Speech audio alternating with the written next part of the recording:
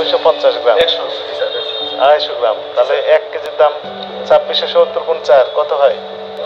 Calculator লাগাবো। না না না, 2670। হ্যাঁ, 2670 গুণ কত হলো? তুমি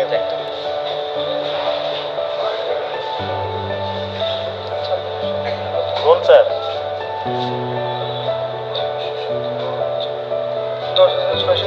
10,680 টাকা কেজি। কোন দেশের এটা? এটা হলো ফ্রান্সের এই আমাদের বাথরুম থেকে এটা ফ্রান্সে প্রডিউস করা হয়। এসব আমাদের হলো ফরেস্ট হানি।